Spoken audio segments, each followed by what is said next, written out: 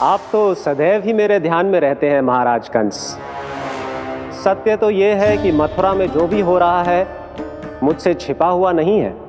मैं जानता हूं कि आप किसी भी असुर को वृंदावन क्यों ना भेजें, और वो असुर कितना भी शक्तिशाली क्यों ना हो, कृष्ण का सामना नहीं कर पाता। या तो पराजय स्वीकार करके आपके पास लौट आता है, या तो फिर वीर गति को प्राप्त हो जाता है।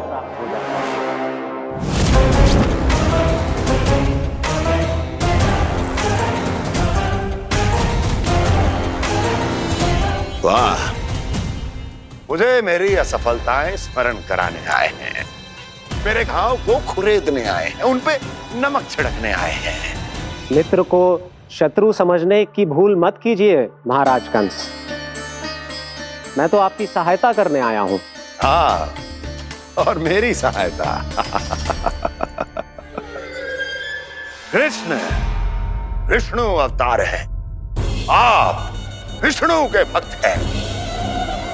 मैं हूं विष्णु द्रोही, फिर भी तो आपके आराध्य को हानि पहुंचाना चाहता है, उसकी सहायता करना चाहते हैं आप।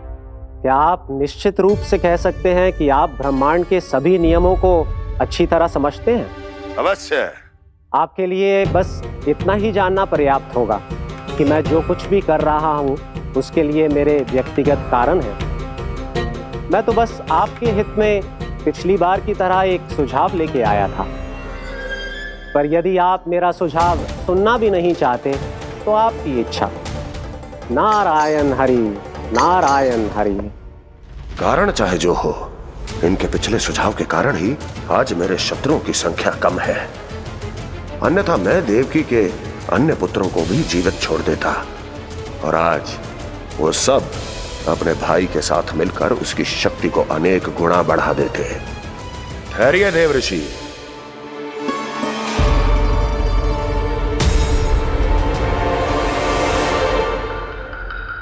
बताइए, क्या सुझाव है आपके पास?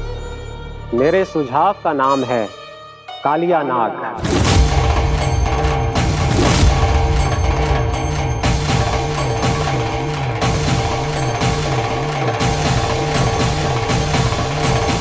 उसके विषय में मैं जानता हूं देव ऋषि।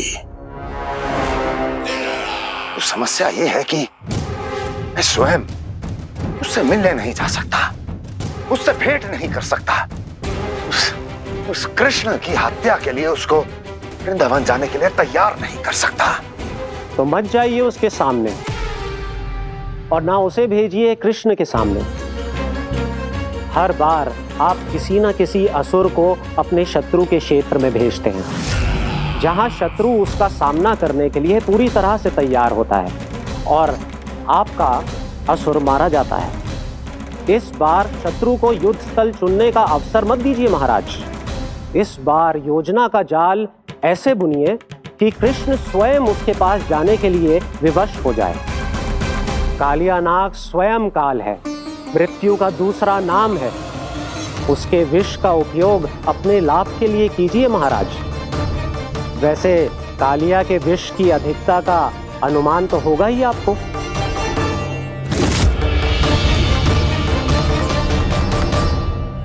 एक बार जो उसके क्षेत्र में पहुंच गया, फिर उसके विष से बचना असंभव है। उचित सुझाव है देवर्षि, उचित सुझाव है।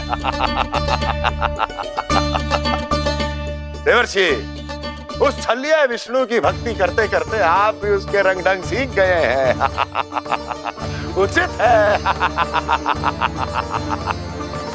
उचित है।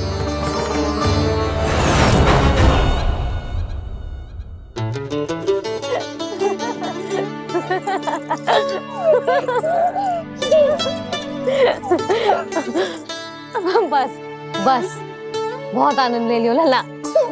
बस अब दूध पी ले। ठहर ठहर, गर्म है। जी ले ले।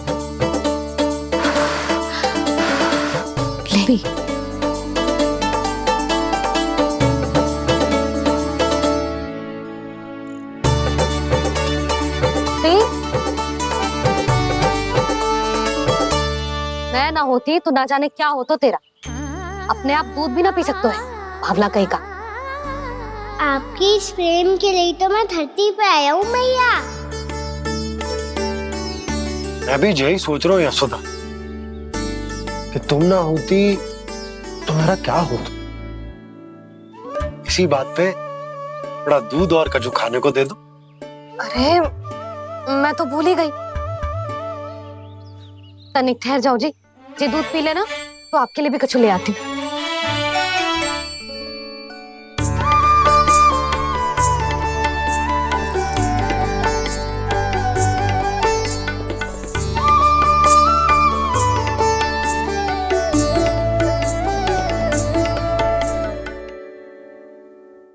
प्रणाम महाराज। आपकी आज्ञा के अनुसार बिल्कुल वैसा ही पत्र तैयार किया है जैसा आप चाहते थे।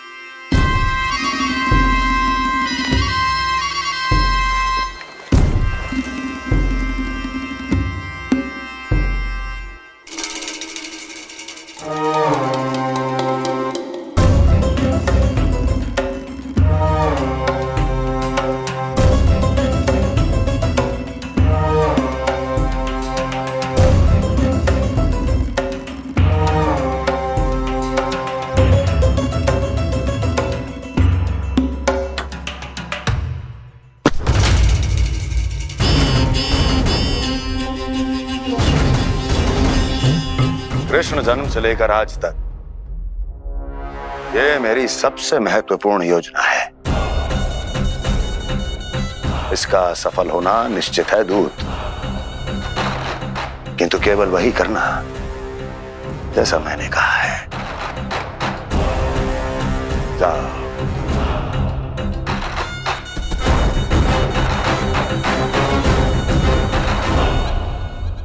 कान्हा,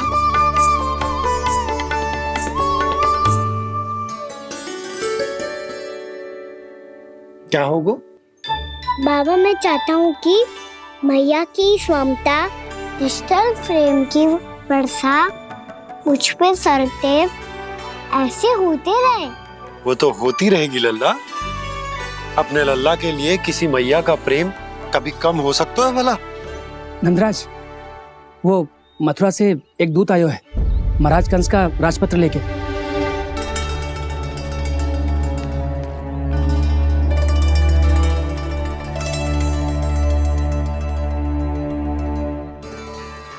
कान्हा अब क्या करने वाला है? तेरे बाबा कहाँ गए? हाँ? कंस मामा का खेल आरंभ हो गया है, पर मैया वो सब सुनेगी तो व्यर्थ चिंतित हो जाएगी। बस थोड़ा बाहर गया मैया, कछु खा लिए से। बाहर इस समय? मैया क्या होगा? मैया देखो ना, पीठ पे कुछ हो रहा है। मेरा हाथ ना पकड़ो, आप करो ना। दिखा। यहाँ?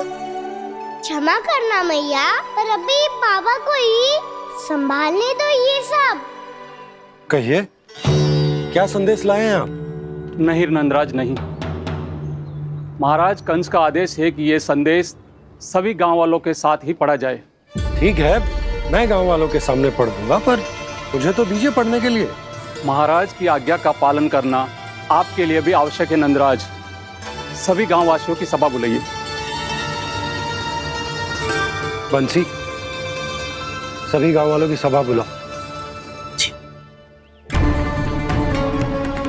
राजपत्र में ऐसा क्या संदेश भेजो है कंस ने? अब मेरे पत्र को पढ़कर सब भौचक के रह जाएंगे। और वो कृष्ण, उस कृष्ण के पांव के नीचे से तो भूमि खिसक जाएगी, आकाश फट पड़ेगा, बिजलियां गिर जाएंगी। प्राप्ति, ओ प्राप्ति, कंस का पत्र स्वयं को बहुत अधिक शक्तिशाली समझता है ना वो। अब देखता हूं कैसे वो इस महासंकट का सामना करता है। वो कृष्ण, वो अपनी मृत्यु स्वयं चुनेगा या मृत्यु की वेदी पर चढ़ा देगा। प्रिय वृंदावन वासियों को।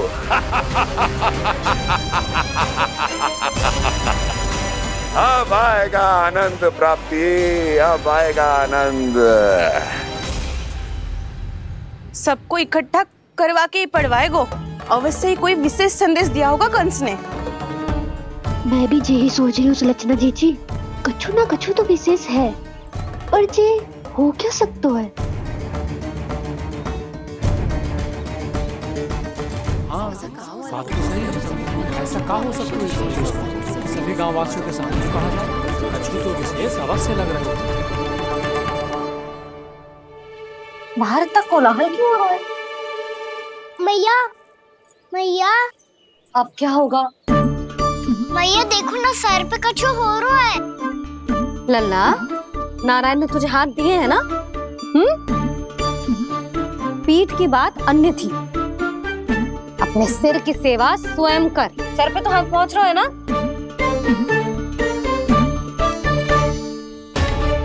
मैया सुनो ना, मैया देखो ना, तीव्र कर, कछु हो रहा है।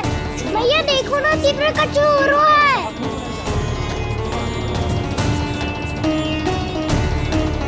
सब लोग आ चुके हैं, अपना संदेश सुनाइए आप। गोपराज नंद और सभी वृंदावन वासियों को सूचित किया जाता है कि मथुरा अधिपति और आप सभी के महाराज कंस ने कल सुबह भव्य पूजा का आयोजन किया है।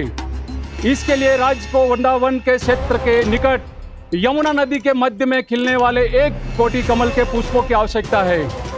इसीलिए आप सभी को यह आदेश दिया जाता है कि ये सभी कमल के पुष्प प्रथम पहर से पहले राजसभा में पहुंचा दिए जाए। इतने सारे वो भी प्रथम पहर से पहले कैसे हो सकते हैं? यदि आप ऐसा करने में असफल रहे तो इसे राज आज्ञा का उल्लंघन माना जाएगा और राजद्रोह के आरोप में आप सभी को कड़े से कड़ा दंड दिया जाएगा। स्मरण रहे, यदि कल की पूजा में इन 1 कोटि कमल के पुष्पों का ना पहुंचने के कारण कोई व्यवधान आया तो समस्त वृंदावन वासियों को दोषी माना जाएगा और पूरे गांव को निवासियों सहित धूल में मिला दिया जाएगा। कल प्रथम पहर तक का ही समय है आप सबके पास।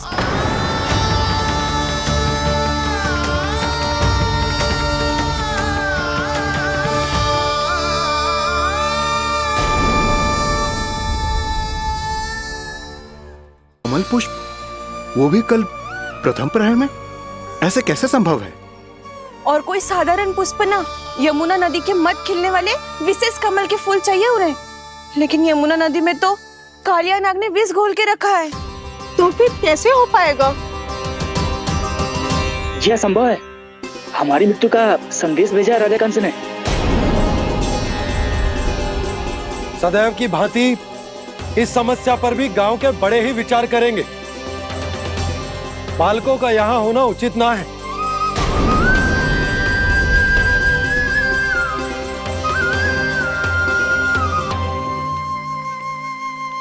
लल्ला, ले जे गेंद ले, जा अपने सखाओं के साथ खेल। सुबह उज्जवल, मधुमंगल वसंता, देखो मैया ने क्या दिया है। चलो खेले, बहुत आनंद आएगा आज।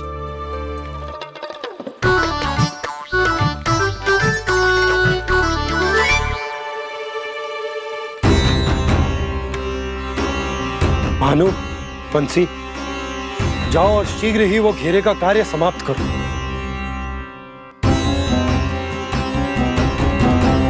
पर कछु ना कछु तो करना पड़ेगा ना। पर हम कर ही क्या सकते हैं? पुष्प लाने को और कोई उपाय है भी तो ना। मैं चला जाऊंगा जमुना जी में। वैसे भी मेरे जीवन के कितने दिन शेष बचे हैं। गांव के लिए, समाज के लिए कुछ करके मरूं, तभी तो शांति मिलेगी। ना काका, यदि आप उस विषैले जल में छलांग लगा भी दोगे, किंतु 1 कोटि कमल पुष्प एकत्रित कर पाना आपके लिए संभव ना है। इससे अच्छा है कि मैं चला जाऊं। यदि मैं मर भी गया तो मेरे पीछे रोने वाला कोई ना है। किसी को कहीं जाने की आवश्यकता ना है। गोप नरेश होने के नाते ये मेरा कर्तव्य है कि मैं आप सबकी रक्षा करूं। नंदराज, आपको जाना है तो जाओ। हरिया, काका, भैया सब चले जाओ, लेकिन आपको पता है वहाँ का जल कितना विषैला है। आप लोग एक क्षण भी जीवित नहीं रह पाओगे। फिर कैसे इकट्ठा करेंगे 1 कोटि कमल पुष्प? आप बात तो सही कह रही हैं शांति। उस दुष्ट कंस ने ऐसी मांग रख के हम सबको फंसा दिया। हम में से कोई भी क्यों ना चला जाए और इस संकट का समाधान ना निकले को। कान्हा, बताना कौन सा खेल खेलें? गेंद पकड़ खेलते हैं। पर एक बात सुन लो सब, कोई भी तीव्र गति से ना फेंकेगा गेंद को।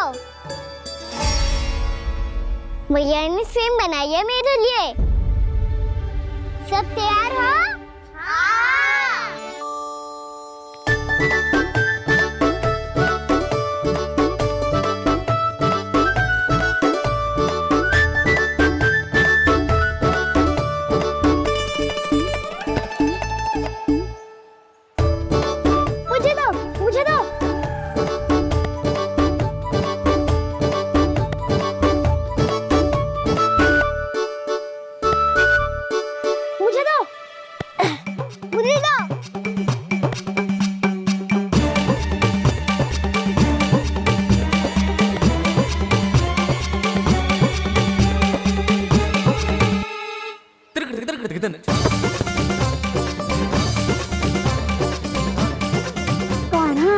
इतनी धीरे से फेंकेगो तो कैसे आनंद आएगो?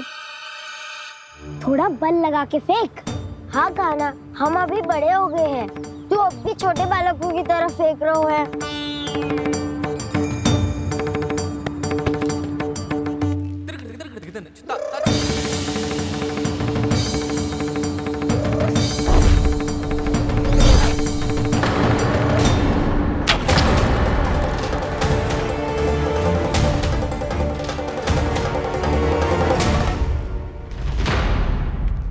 दीदी जी क्या करो कान्हा?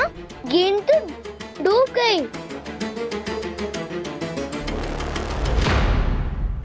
अच्छा, तो ये सब इसकी योजना का भाग था ताकि ये कालिया का सामना कर पाए।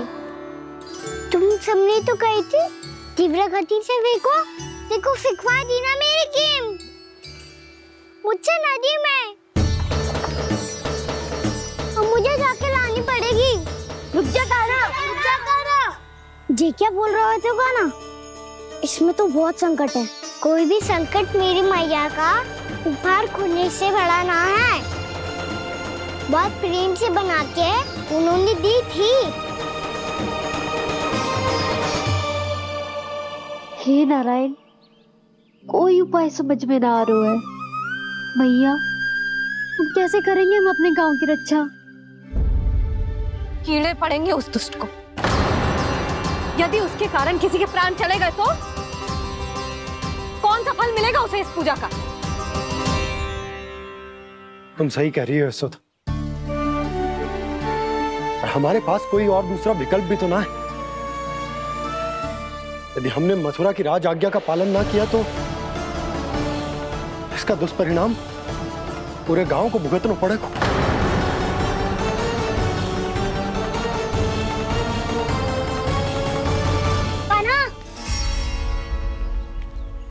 तुम्हें पता है कि तो भगवान है, दिव्य है, बहुत शक्ति है तुझमें।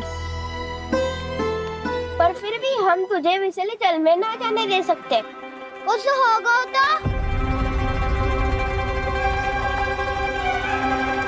तुम सब इतनी हट कर रहे हो तो ठीक है, ना जाऊंगा।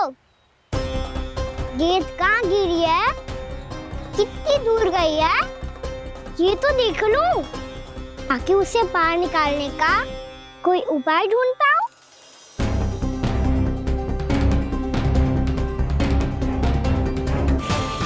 हाँ।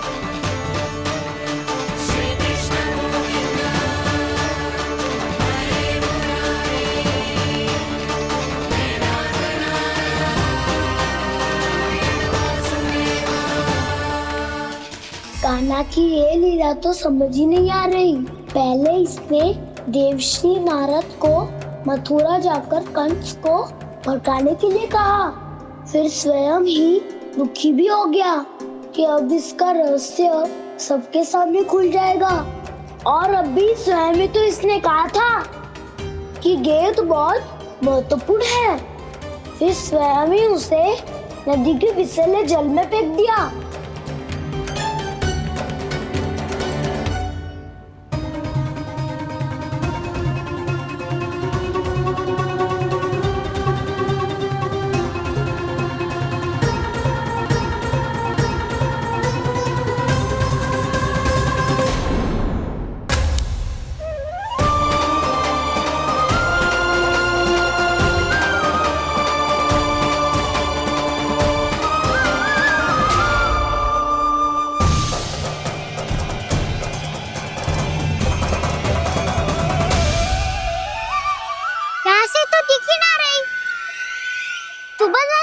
फेंकी थी ना?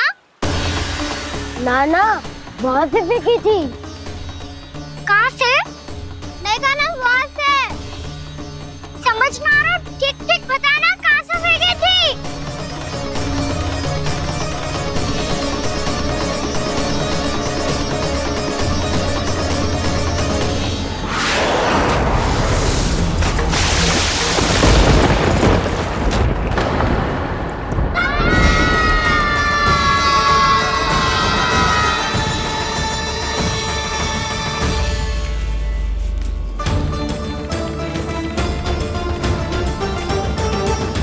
कालिया नाग के क्षेत्र में जाकर कोई भी जीवित वापस ना लौट सको है।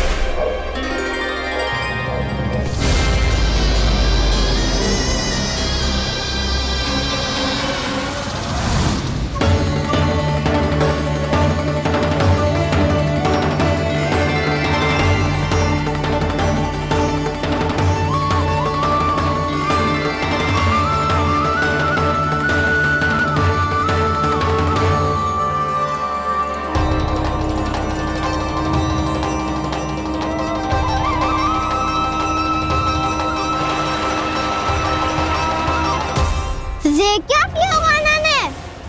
कालिया नाग तो उसे देखते ही निकल जाएगा।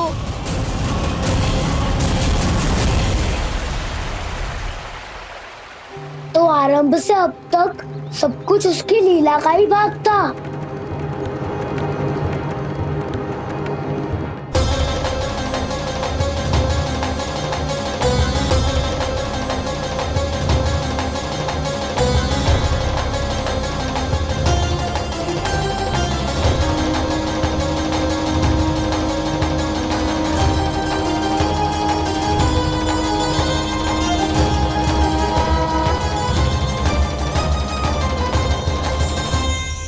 इतना सुंदर रूप, मन मोहने वाली मुस्कान, अद्भुत तेज और भगवान जैसी दिव्यता।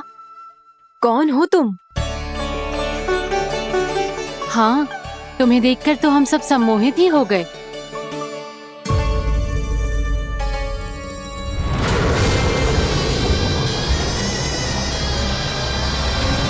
तुम जो भी हो बालक, वापस लौट जाओ। हमारा हृदय तुम्हें ही देखते रहना चाहता है, किंतु यदि हमारे पति जाग गए तो तुम्हें अवश्य हानि पहुंचाएंगे। ये बहुत विषैले है बालक, कालकोट जैसे भयानक, इनके विष से तुम नहीं बच सकोगे। नंदराज, कालिया नाग के विष का प्रभाव बढ़ते ही जा रहा है। पहले 8 कोस तक उसके विष का प्रभाव था, अब तो 1 योजन से अधिक क्षेत्र में फैलो है। जल पीने के प्रयास से अनेक पशु मारे गए हैं और नदी के निकट के वृक्ष और वनस्पति सब नष्ट होने लगे।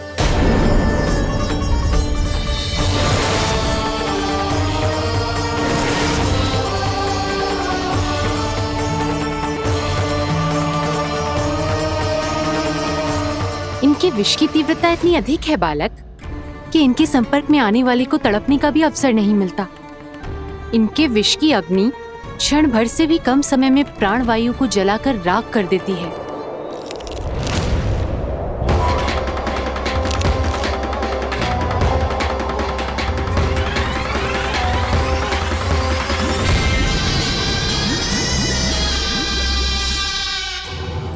तब तो समस्या और भी गंभीर हो जाएगी। मैंने तो सुनो है कि कालिया नाग कम से कम 2 योजन लंबा है, सैकड़ों फन है उसके।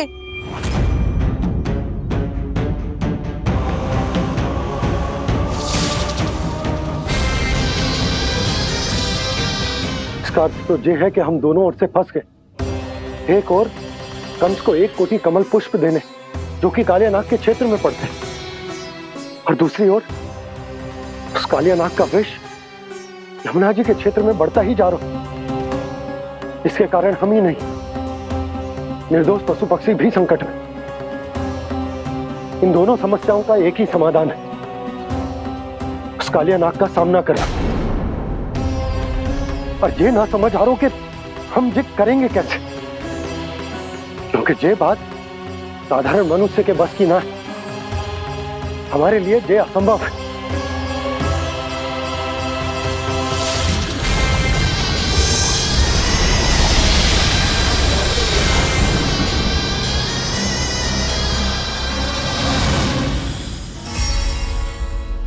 अब तो तुमने अपनी आंखों से भी देख लिया बालक, ये कितने विषैले हैं।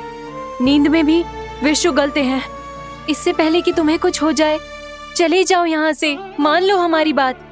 आप सब मुझे जानती भी नहीं और फिर भी मेरी इतनी चिंता कर रही हैं आप। माँ की ममता भेदभाव नहीं जानती। तुम भी किसी के पुत्र हो और हम सब भी माँ हैं। एक माँ को हर बालक में अपनी ही संतान दिखाई देती है, इसलिए हम तुमसे विनती करते हैं, वापस चले जाओ, बचा लो अपने प्राण। मेरी चिंता मत कीजिए, मुझे कुछ नहीं होगा। होगा, अनर्थ होगा यदि ये उठ गए तो।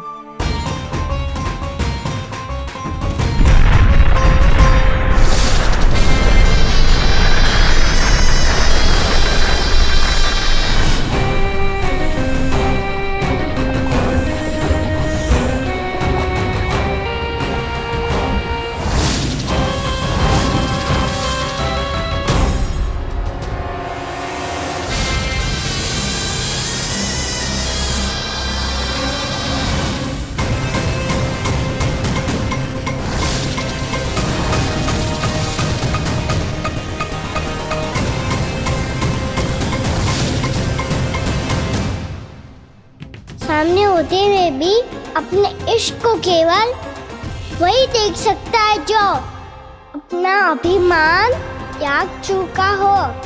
पर पूर्व जन्म में मेरा भक्त होने के नाते मेरा सत्य स्वरूप देख पाने में मुझे इसकी सहायता करनी चाहिए।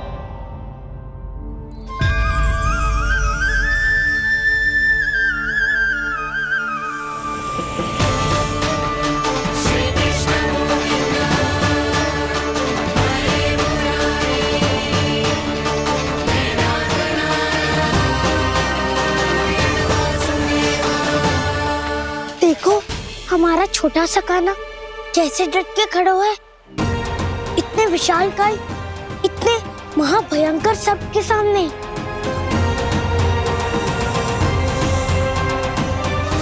ये कोई भगवान नहीं है जो इसके सामने हाथ जोड़ रही हो तुम सब।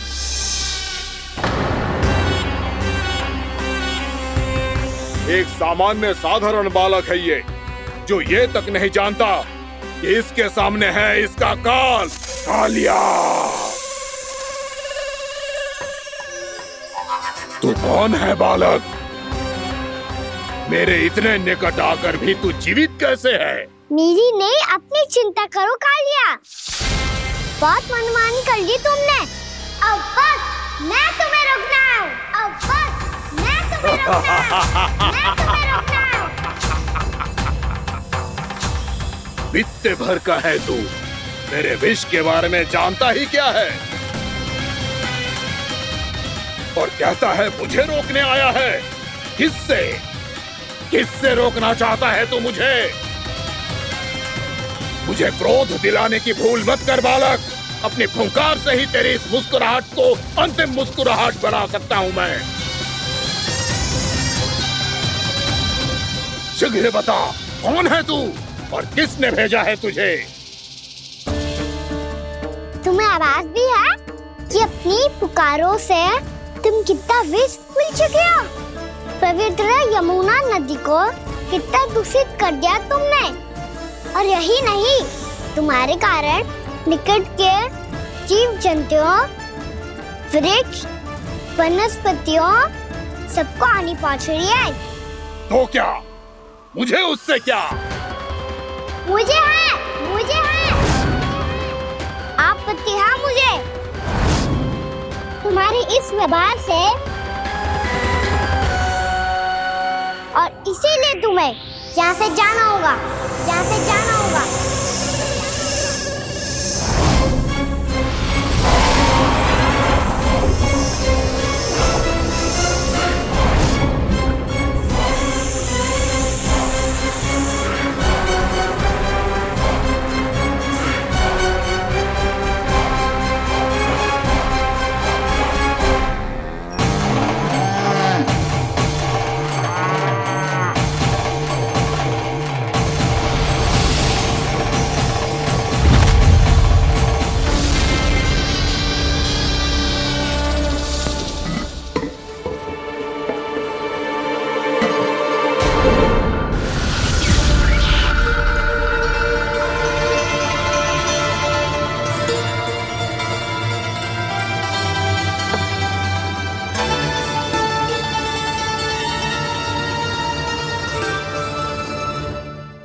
मुझे आदेश देने का साहस भी कैसे किया तूने? इस क्षेत्र को मैंने अपना राज्य बनाया है। मेरा परिवार रहता है यहाँ, और तू मुझे यहाँ से जाने के लिए कह रहा है? हाँ, क्योंकि तुम्हारे यहाँ रहने के कारण अन्य जीवों को हानि हो रही है, और मैं ऐसा नहीं होने दे सकता। मैं तो बस वही कर रहा हूँ जो एक सर्प का स्वभाव है। विष फैलाना स्वाभाविक है मेरे लिए, इसलिए मुझे चुनौती मत दे बालक। चुनौती तो मैं दे चुका हूँ कालिया। अब तो बस तुम्हें स्वीकार करनी है।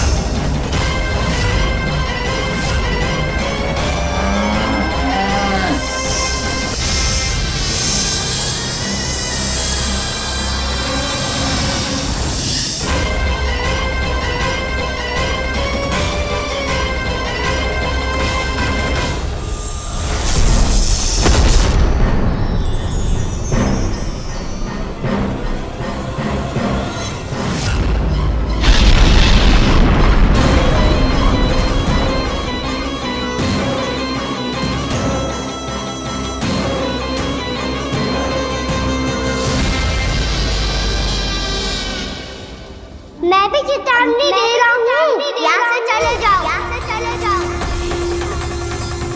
अपनी भूल को पहचानो कालिया। तुम जो कर रहे हो अनुचित है।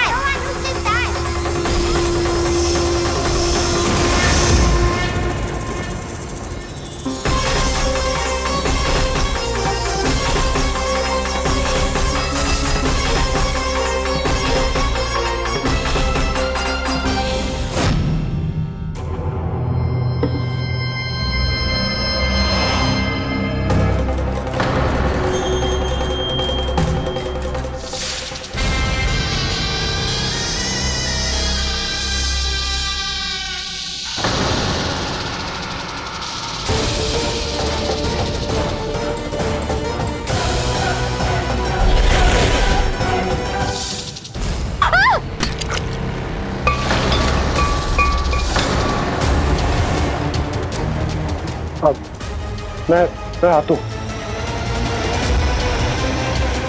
क्या हो गया सुधा? मुझे आवाज हो रहा है जी, कछु ना कछु गड़बड़ है। यशोदा, जो समस्या हमारे सामने है, हम सभी उसका समाधान खोजने में जुटे हैं। तुम विश्वास करो, मैं कोई ना कोई समाधान अवश्य ढूंढ लूंगा। हम कैसे भी करके वो कमल के पुष्प उस कंस तक पहुंचा देंगे। नाना, समस्या उससे कहीं अधिक है, उससे कहीं अधिक बड़ी, उससे कहीं अधिक भयानक है।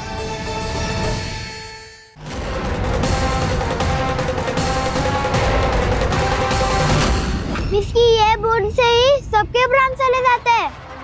इसने तो विस्की धारियां फेंकी है खाना पे। कान्हा कैसे बच्चे को अधिक विष से? इसका विष तो क्या, ये सर स्वयं भी छू तक नहीं पाएगा हमारे कान्हा को।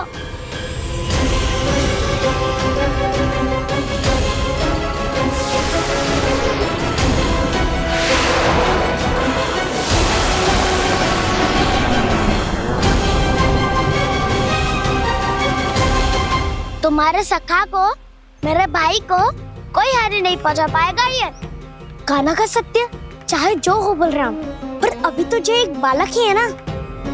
देखो कैसे विष के कारण स्थिर हो गया है।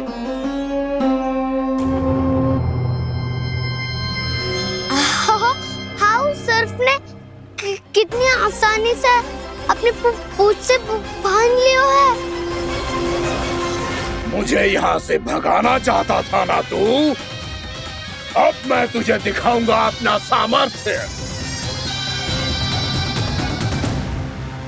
ये मूर्ख किसे बांधना चाहता है अपनी पूंछ में? उन्हें जिनका विस्तार सारे ब्रह्मांड में है, या उन्हें जो स्वयं अनंत है? पर देवराज, प्रभु ऐसा करने ही क्यों दे रहे हैं कालिया को? आप सब भूल रहे हैं देवगण, कालिया पूर्व जन्म में प्रभु का बहुत बड़ा भक्त था। उसी भक्ति का फल मिल रहा है अब इसे। वैसे भी भक्तों के मन का भाव सबल हो तो भगवान तो सहज ही बंध जाते हैं।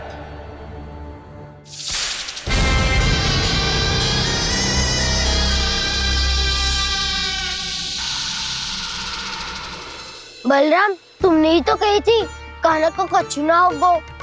देखो उस दुष्ट ने चारों ओर से जकड़ लियो है।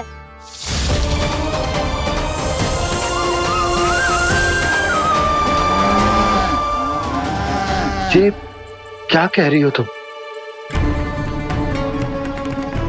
सुधा जी, क्या हुआ? घबरा क्यों रही हो आप? सुलक्षणा, मुझे आभास हो रहा है कुछ बहुत बड़ी अनहोनी हो गई है। नंदराज, नंदराज, नंदराज!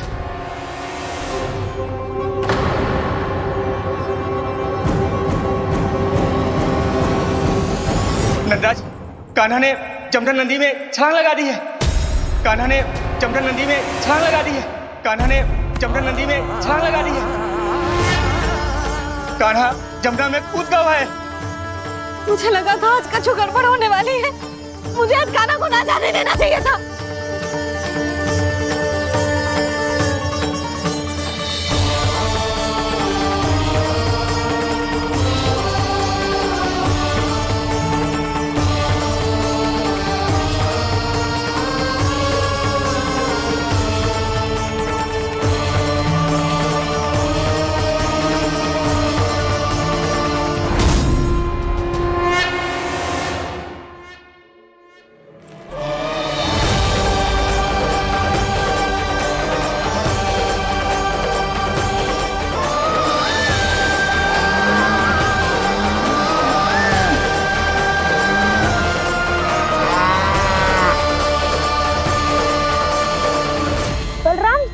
करो ना।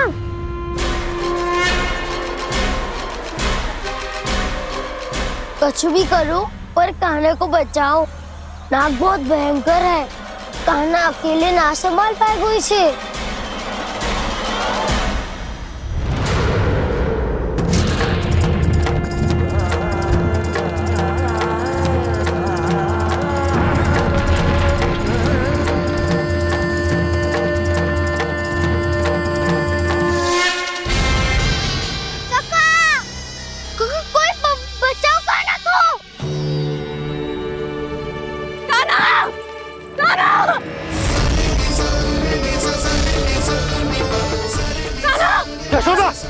यशोदा रुको।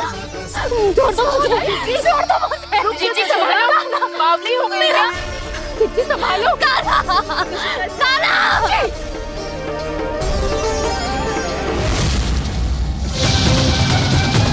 ना यशोदा, हमें कोई और उपाय खोजना पड़ेगा। कोई और उपाय? आप देख ना रही मेरा काना किस दशा में है। काना मैया के वश में नहीं है, नहीं तो ये अपने लल्ला के लिए साक्षात काल का भी सामना कर ले। ये तो केवल कालिया नाग है। हे नागराज, आप मेरे प्राण ले लो, पर काना को छोड़ दो। ना नागराज, आप मेरे प्राण ले लो, मैं विरोध भी ना करूंगी। ना नागराज, आप मुझे मार दो, पर मेरे काना को छोड़ दो। ना ना ना ना नागराज, मेरे प्राण ले लो, हमारे काना से क्या शत्रुता है आपकी? प्रभु के लिए जो प्रेम यशोदा मैया के हृदय में है, वही इन सभी गोपियों के हृदय में भी है।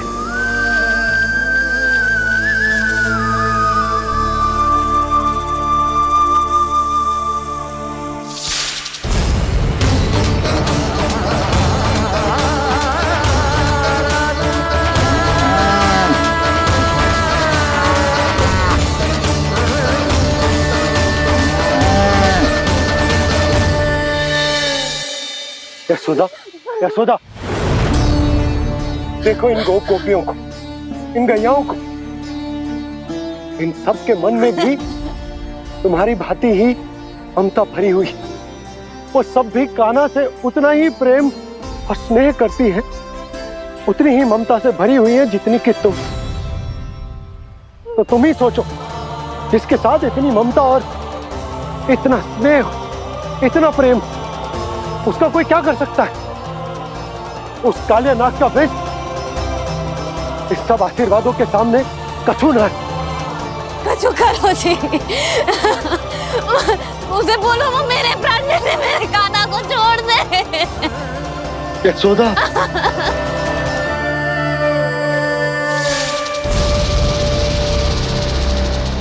केवल इन्हीं में नहीं देवराज, नाग पत्नियों के हृदय में भी ममता का वही प्रेम उमड़ रहा है। देखिए। मैं आपके हाथ जोड़ती हूँ स्वामी, इस बालक को छोड़ दीजिए। ये अवश्य ही कोई दिव्य आत्मा है स्वामी। हम आपसे विनती करते हैं स्वामी, इस नन्हे बालक को हानि मत पहुंचाइए स्वामी। मेरी पत्नियां मेरे ही शत्रु के लिए विनती कर रही हैं। अब यदि इसके पक्ष में एक शब्द भी कहा तुम सबने, तो मैं इस बालक से पहले तुम सबके प्राण ले लूंगा। हो रहा प्रसन्न नाग कालिया, विजय को निश्चित जान। रोते बिलखते व्याकुल सब, संकट में देख कान्हा के प्राण।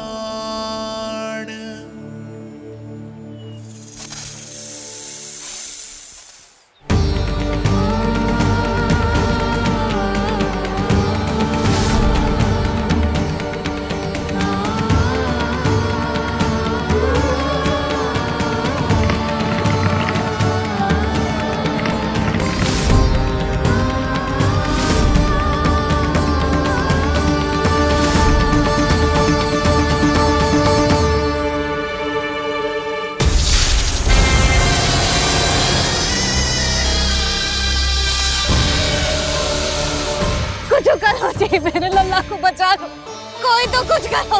जीजी, संभालो यशोदा। यशोदा, यशोदा तुम शांत हो जाओ, मैं कान्हा को वापस लेकर आऊंगा, मैं रक्षा करूंगा उसकी। ना नंदराज, नंदराज नहीं, कम से कम आप तो समझो नंदराज, कालिया के पास आप जाओगे तो आप भी फंस जाओगे।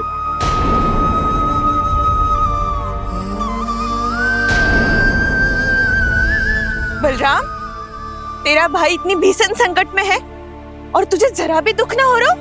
क्या आप सब अब तक नहीं समझ पाए कि कान्हा सच में कौन है? छोटे बाबा, आप तो उसका सत्य जानते हैं ना?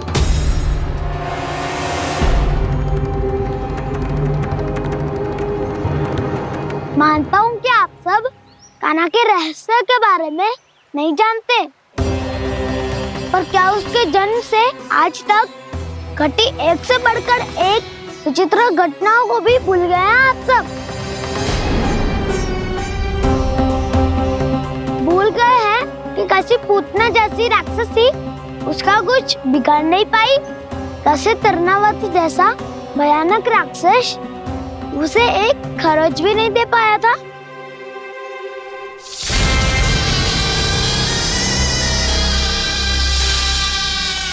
आप सबने अपनी आंखों से देखा था ना, बकासुर से कान्हा की रक्षा करने देवता स्वयं आए थे। पर सत्य तो ये है कि वो सभी देवता भी उस असुर के सामने असमर्थ हो गए थे। तब कान्हा ने बहुत ही आसानी से उस भयंकर असुर का वध किया था।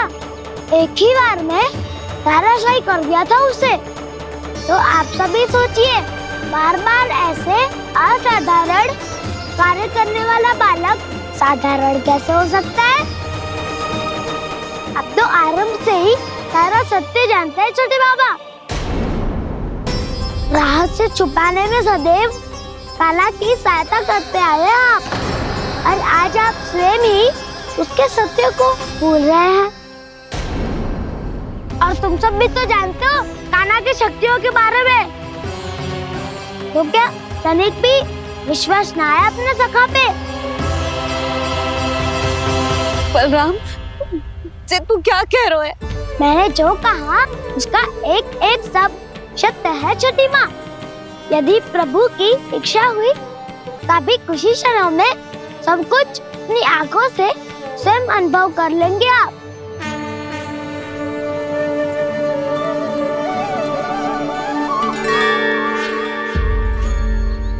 शांताकारं भुजगशयनं पद्मनाभं सुरेशं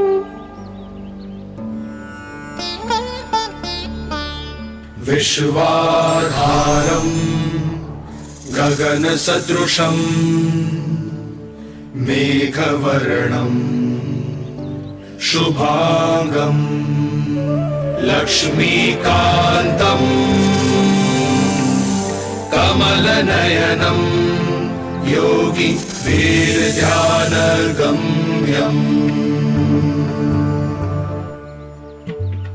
वन्दे विष्णुं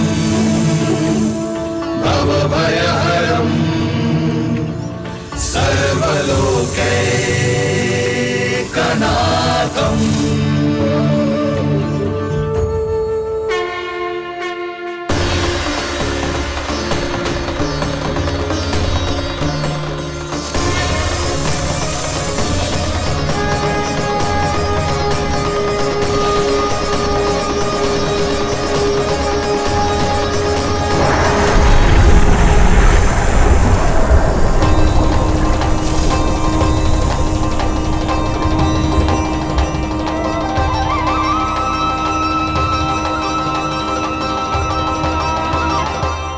तुझे क्या लगता है बालक कि तू मेरी जगत से निकल गया तो अब बच जाएगा तू?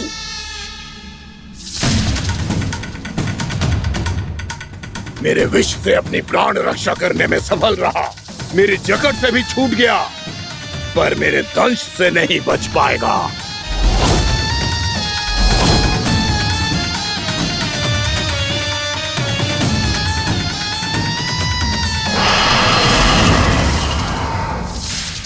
अब भय से भाग रहा है, पर मैं तुझे मृत्यु देकर रहूंगा।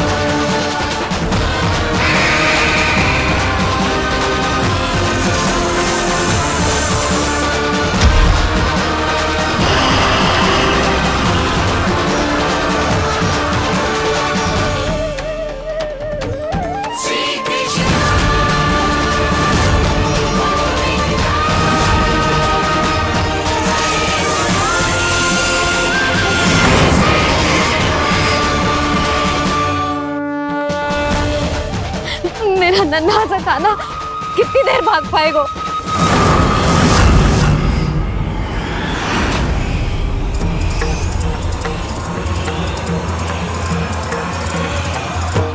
और कितनी प्रतीक्षा करोगे मेरी भक्त कालिया? भक्त नहीं, काल हूँ मैं तेरा। जब अहंकार का मुकुट बुद्धि को ढक लेता है तो भक्त अपने भगवान को भी नहीं पहचान पाता। व्यर्थ की पहेली में मत उलझा बालक। ना मैं भक्त हूँ और ना तू भगवान।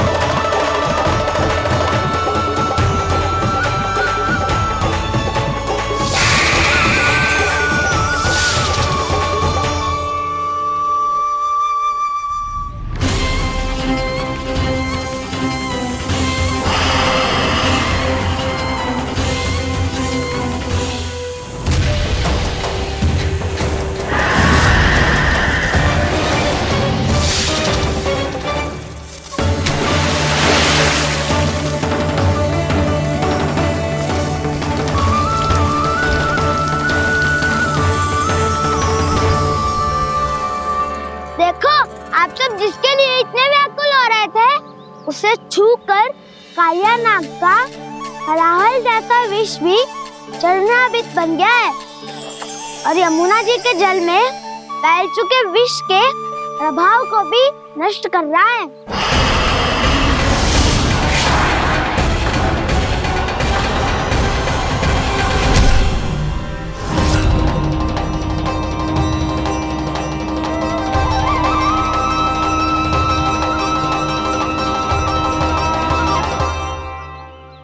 धर्म रक्षक अधर्म विनाशक प्रभु श्री कृष्ण का कौशल सचमुच अद्वितीय है। नारायण नारायण।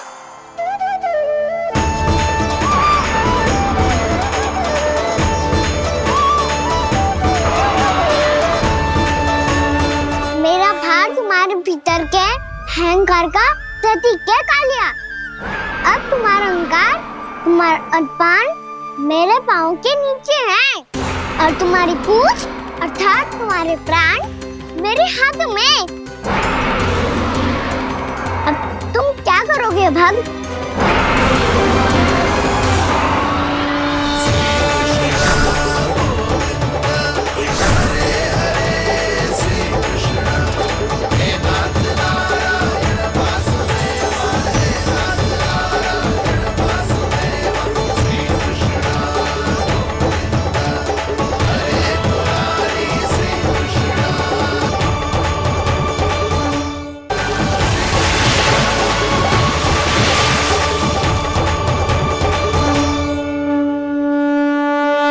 प्रभु, भले ये आपको पहचानने में असमर्थ हो, पर हम सब ने आपको पहचान लिया है। हाँ प्रभु, एक भक्त होने के नाते और एक अर्धांगिनी और माँ होने के नाते मैं आपसे इनके प्राणों की भिक्षा मांगती हूँ। अपनी कृपा दिखाइए और इन्हें क्षमा कर दीजिए। आपके लिए मित्र और शत्रु में कोई अंतर नहीं प्रभु। उसी तरह आपकी कृपा और दंड में भी कोई अंतर नहीं। दोनों दया ही तो हैं, अकारण ही किसी को प्राप्त नहीं होती। हमें विश्वास है कि हमारे पति को मिला ये दंड कोई अभिशाप नहीं है, आपका वरदान है। ये सत्य है प्रभु कि इनसे बहुत से पाप हुए हैं। इनके विष से बहुत सारे जीव जंतु को हानि पहुंची है, पर अब आपके चरण इनके शीश पर पड़ गए हैं। ऐसी कृपा तो बड़े बड़े महान महात्माओं को भी दुर्लभ है, और इन्हें प्राप्त हुआ तो अवश्य ही ये किसी महान पुण्य का ही फल है। हे प्रभु, उन्हीं पुण्य कर्मों की शक्ति का आह्वान कर मैं आपसे विनती करती हूँ, इन्हें प्राणदान दीजिए। मैं अपने इस भक्त को क्षमा अवश्य करूंगी देवियों, यदि ये अपने अहंकार को त्याग कर मुझे पहचान ले तो।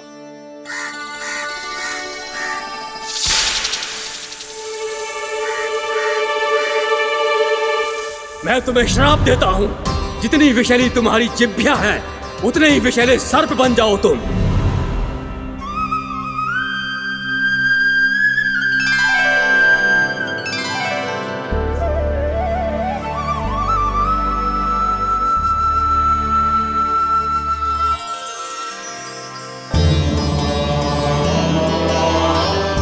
नारायण, मुझे क्षमा कीजिए नारायण। मैं तो आपका परम भक्त था, किंतु मैं आपको पहचान नहीं सका।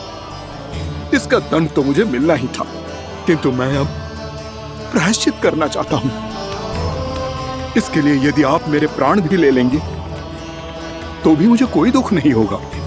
मैं अपना जीवन, मृत्यु और अपना अस्तित्व सब कुछ आपको समर्पित करता हूं।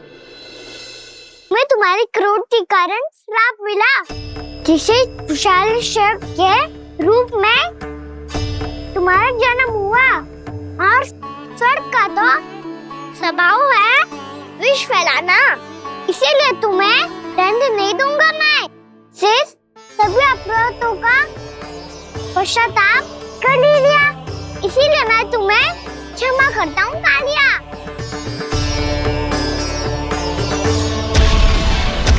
पर तुम्हें यहाँ से दूर समुद्र के बीच जाकर रहना होगा, जहाँ किसी निर्दोष का जीवन तुम्हारे विष से प्रभावित न हो। मैं चाहकर भी आपकी इस आज्ञा का पालन नहीं कर सकता। मैं असमर्थ हूँ प्रभु, क्योंकि यदि मैं इस क्षेत्र को छोड़कर गया तो मेरी मृत्यु निश्चित है। आपसे क्या छुपा है प्रभु? आप तो जानते हैं कि सर्प जाति और आपके वाहन गरुड़ के बीच अनंत शत्रुता चल रही है, जिसका प्रारंभ नागों के द्वीप नागालय से हुआ था। उस द्वीप पर छोटे जीवों को निगल जाने के लिए सर्प थे, और गरुड़ को सर्पों का स्वाद बहुत प्रिय था, इसलिए वो बार बार नागद्वीप जाने लगा था। पर इस कारण पूरी सर्प जाति उससे आतंकित हो गई थी, इसलिए जब भी गरुड़ वहां पहुंचता तो सभी सर्प छिपने लगते। जब गरुड़ को इसका आभास हुआ तो उसे बड़ा क्रोध आया, और वो उत्तेजना में भरकर सर्पों का शिकार करने लगा। भूख ना होने पर भी उन्हें मारने लगा। अब सर्पों के प्राण हरना उसके लिए खेल बन गया था। इस भीषण समस्या का समाधान ढूंढने के लिए पूरी सर्प जाति महान सर्प वासुकी के सामने इकट्ठी हुई। हे महान वासुकी, हमारी सहायता कीजिए। नागद्वीप पर गरुड़ ने आतंक मचा दिया है। पहले तो वो हमें अपना भोजन बनाता था, लेकिन अब हम उसके खेल का साधन बन चुके हैं। भूख हो या ना हो, जब तब आकर वो हमारे प्राण हर लेता है। अनुचित हिंसा के इस प्रथा का आरंभ सर्पों ने ही किया है। पहले आप सबने पूरे द्वीप पर अधिकार कर लिया, फिर आहार के साथ साथ आनंद के लिए भी आप सभी ने निर्दोष जीवों की हत्या की। और जब सृष्टि का संतुलन बनाए रखने के लिए गरुड़ आपको अपना आहार बनाने आया, तो आप सब अपने प्राणों की रक्षा के लिए छिपने लगे। तो फिर गरुड़ का उत्तेजित होना तो स्वाभाविक ही था। नागनाथ, जो हमने अन्य जीवों के साथ किया वही अब हमारे साथ हो रहा है, परंतु ये भी तो सृष्टि के संतुलन के विरुद्ध ही है ना? अवश्य है, इसलिए मैं गरुड़ से चर्चा करूंगा। धन्यवाद प्रभु।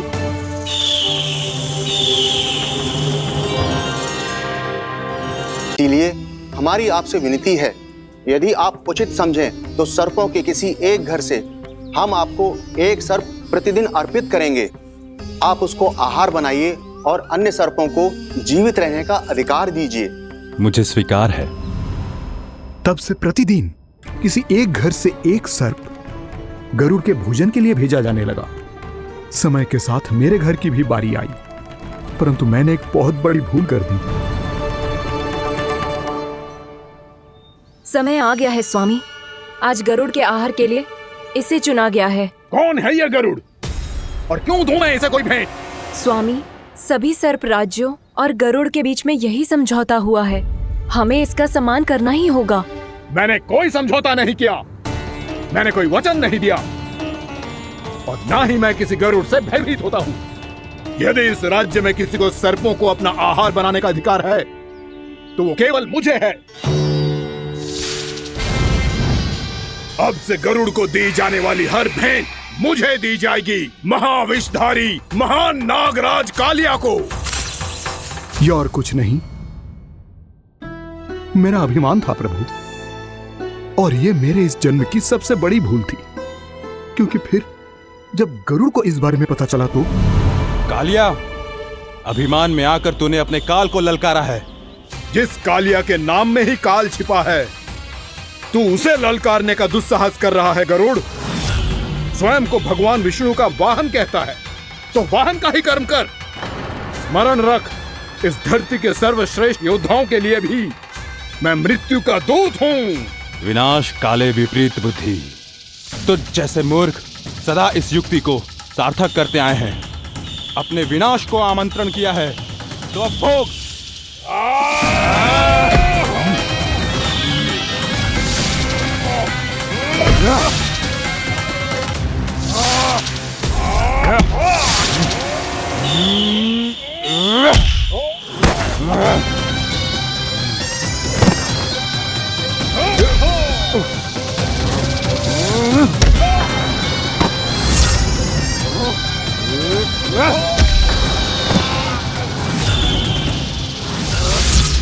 जिसने मेरा भोजन चुराने की धृष्टता की है वो इसी योग्य है। तू मुझे जानता नहीं है गरुड़, मैं महाविषधारी नाग कालिया हूँ। तेरा इतना दुस्साहस कि तूने मुझ पर चरण से प्रहार किया।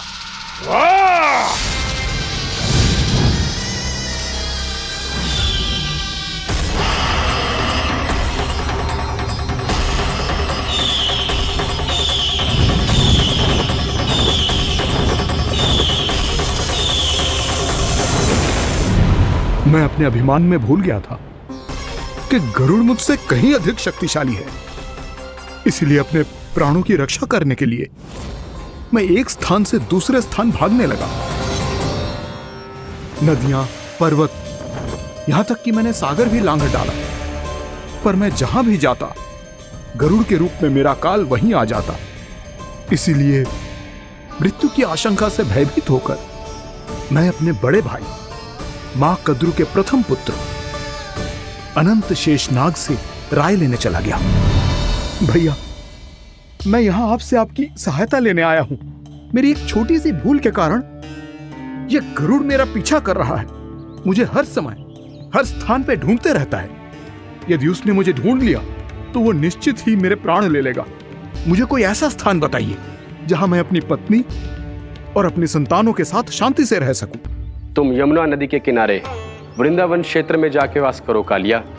गरुड़ वहां प्रवेश नहीं कर सकता, क्योंकि उसे ऋषि सोबरी का श्राप मिला हुआ है।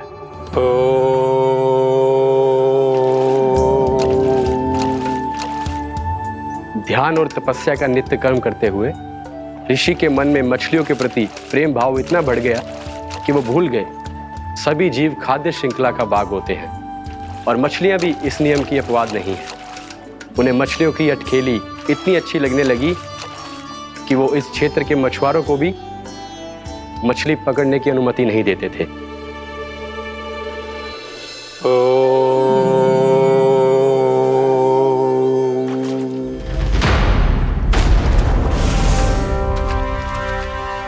उस दिन वो उस पक्षी को नहीं रोक पाए, पर तब से सावधान रहने लगे, यहां तक कि अपने साधना से भी अधिक ध्यान वो पक्षियों पर केंद्रित करने लगे।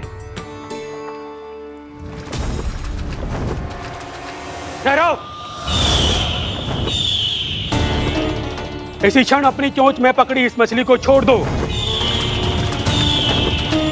तुम्हें इन मछलियों का आहार नहीं करना चाहिए पक्षीराज। ये तो खाद्य श्रृंखला का नियम है ऋषिवर। यदि मैं इनका आहार नहीं करूंगा तो कोई और पक्षी कर लेगा। मैं अपने आनंद या प्रतिशोध के लिए इनके प्राण नहीं ले रहा। ये तो बस मेरा भोजन है। पर यह मेरा तपस्या स्थल है। तुम यहाँ शिकार करके मेरी साधना में विघ्न नहीं डाल सकते पक्षीराज। यदि आपकी यही इच्छा है तो मैं आज के बाद यहाँ नहीं आऊंगा।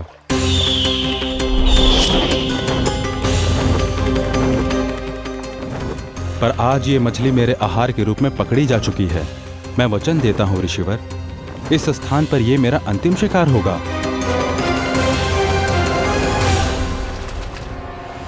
आज के बाद यदि तुमने वृंदावन की निकट उड़ान भी भरी तो तुम सैकड़ों टुकड़ों में फटकर मारे जाओगे पक्षीराज। ये मेरा श्राप है।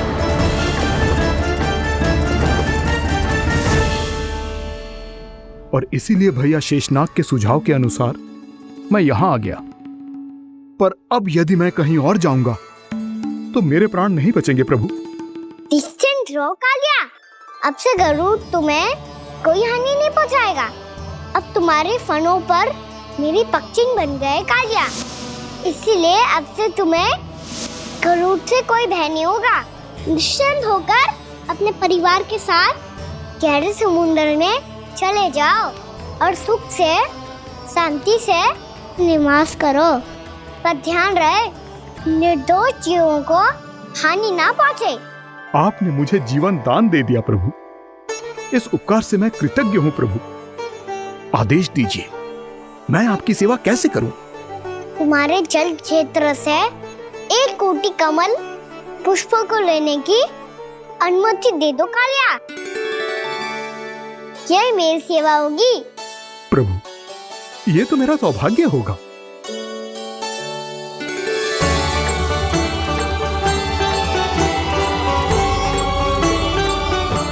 एक कोटि के स्थान पर हम 3 कोटि कमल पुष्प ले आए प्रभु। मैं तुम्हारी सेवा भाव से प्रसन्न हुआ कालिया। रमनाक द्वीप पर चले जाओ ताकि तुम्हारे कारण फिर कभी किसी निर्दोष जीव को हानि ना पहुंचे और न ही तुम्हारा विष मेरे प्रिय यमुना नदी के जल को दूषित कर पाए। मैं तुम्हें आशीर्वाद देता हूँ।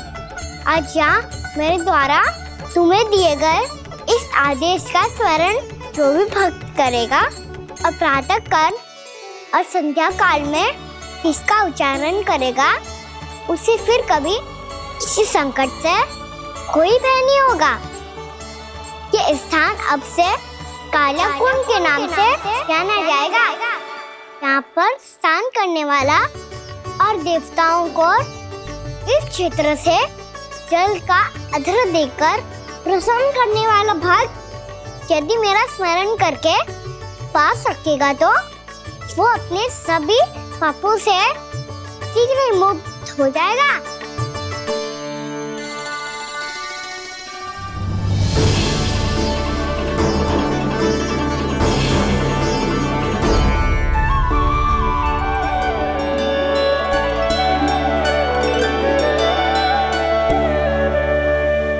कौन है जी भगवान जिसने अभी अभी कालिया जैसे विशाल विस्तर का सामना किया? क्या एक साधारण बालक जो शीत की अधिकता से ठिठुर रहा है? क्या करूं? मैं लल्ला को ममता के आंचल में छुपा लूं या भक्त बनकर प्रभु की लीला देखती रहूं? क्या करूं मैं? कितना ठंडा था जल, बहुत सर्दी लग रही है। सर्दी से तड़पते हुए कैसे देखूं इसे? अभी जाके अपने पल्लू से सुखाती हूँ। हृदय से लगा के स्नेह की आंच दूंगी तो सर्दी पल भर में छूमंतर हो जाएगी।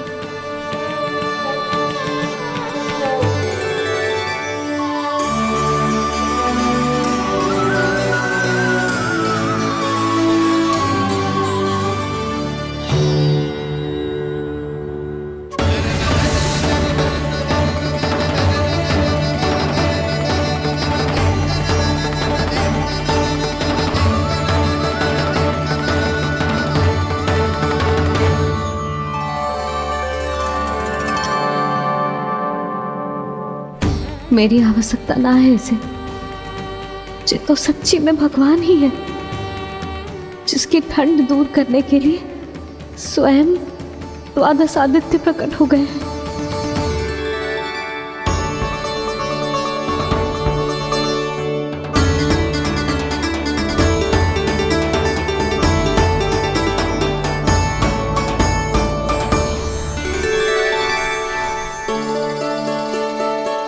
ये क्या किया आपने? मैया मुझे अपने हृदय से लगाने वाली थी कि आप सब प्रकट हो गए। क्षमा कीजिए प्रभु, पर आपको भीगा हुआ देखकर, ठंड से ठिठुरता हुआ देखकर हमसे रहा नहीं गया। हम अपने वश में नहीं थे प्रभु। भक्ति से भावुक होकर हम प्रकट होने पर विवश हो गए थे। हमारी किरणें जैसे स्वयं ही फूट पड़ी और दौड़ पड़ी आपको सुखाने के लिए।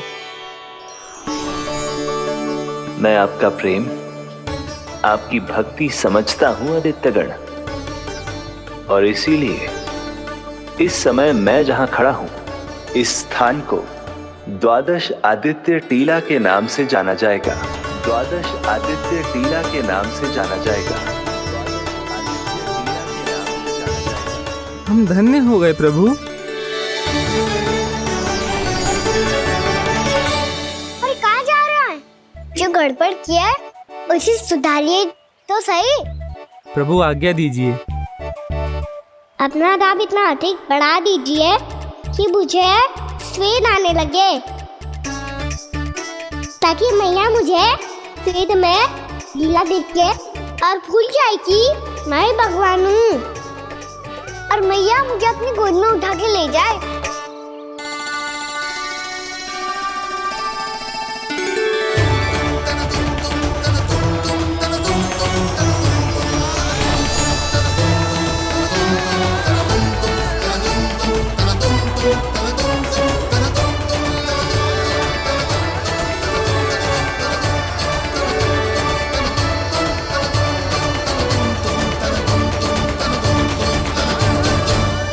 गर्मी क्यों लग रही है यहाँ? स्वेद की एक बूंद भी आती थी तो मैं अपना आंचल लेकर पहुंच जाती थी इसके पास। जानती ही नहीं थी कि चेतु स्वयं वायुदेव को आदेश दे सकते हैं कि वो बहने लगे और उसका सारा स्वेद सुखा दे। वायुदेव की आवश्यकता नहीं है मैया, मुझे आप ही चाहिए।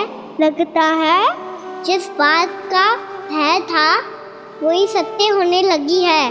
भैया मेरे भगवान रूप को भूल नहीं पाएगी, और अब मेरे लिए उनके सत्य छुपा कर रख पाना कठिन हो जाएगा।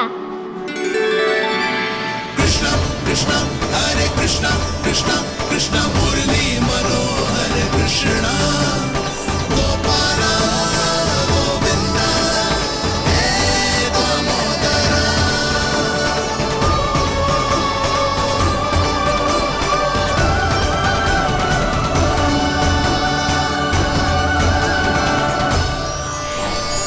प्रभु, आपके श्वेत से बने इस प्रसंगदान सरोवर का प्रणाम स्वीकार कीजिए।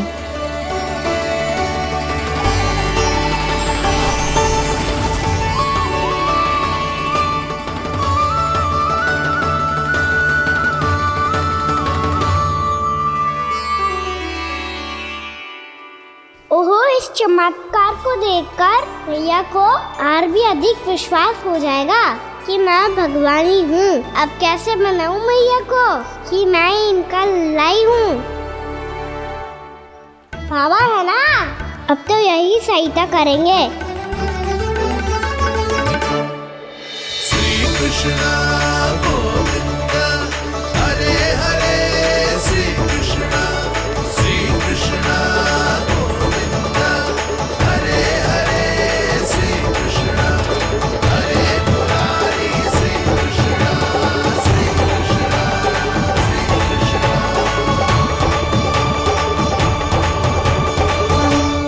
ओए कोटि ना, मैंने तो 3 कोटि कमल पुष्पों का प्रबंध कर दिया है और चिंता करने की आवश्यकता ना है। 1 कोटि कमल के स्थान पर 3 कोटि कमल पुष्प मिल गए हैं। हाँ कान्हा, मैं उचित संदेश के साथ ये सारे पुष्प उस कंस के पास भिजवा दो।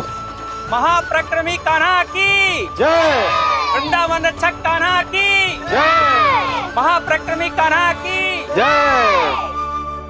भानु जी नंदराज। बाकी गांव वालों को लेकर ये सारे पुष्प इकट्ठा करो और कंस के दरबार में पहुंचाओ।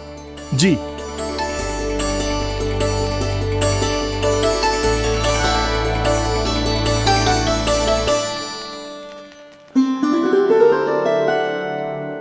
मैया।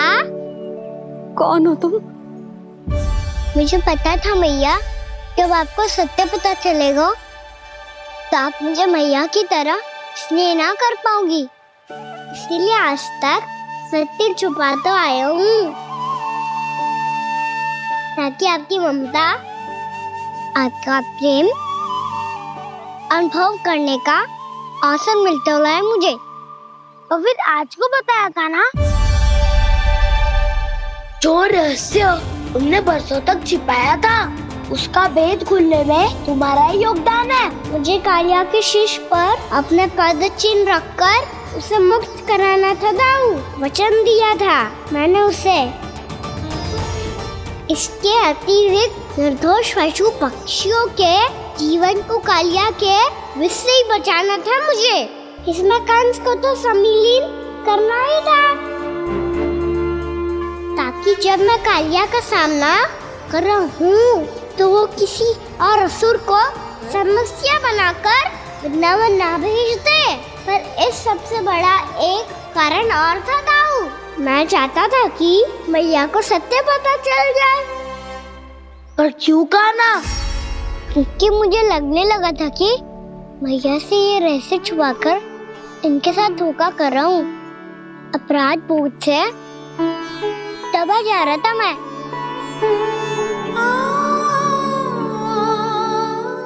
जो सत्य आपको, बाबा को, सभी को पता है, यहाँ तक कि मेरे सखा भी जानते हैं, वो सत्य मैंने मैया से छिपाया केवल इसी लोभ में कि मुझे इनकी ममता प्राप्त होती रहे। पर ऐसा करके मैं अपने से निस्वार्थ प्रेम करने वाली मैया को धोखा दे रहा था। आप ही बताओ दाऊ, जो इस संसार में मुझसे सबसे अधिक भरोसा करता है, उसी के साथ छल कैसे कर सकता हूँ मैं? हाँ, मैं नारायण का अवतार हूँ, पर अपनी मैया का छोटा सा लल्ला भी तो हूँ।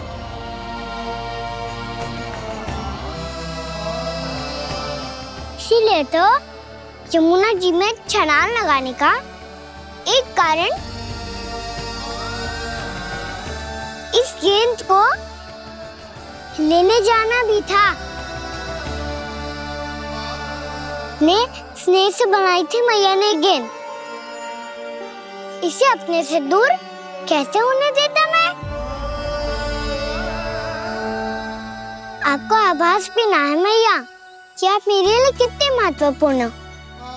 ये सत्य है कि सभी देवता, प्रकृति, भक्त, ये सब है मेरा ध्यान रखने के लिए, मेरी सेवा करने के लिए। पर क्या इनमें से कोई भी मेरी मैया का स्थान ले सकता है?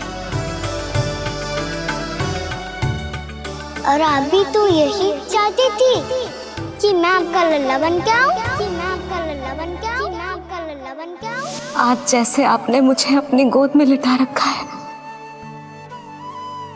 क्या कुछ ऐसा नहीं हो सकता कि शीघ्र ही मुझे आपको अपनी गोद में खिलाने का अवसर मिल जाए? मैया, नारायण का अवतार होना क्या इतनी बड़ी समस्या है कि आप हृदय से भी राह लगा सकते? मैया,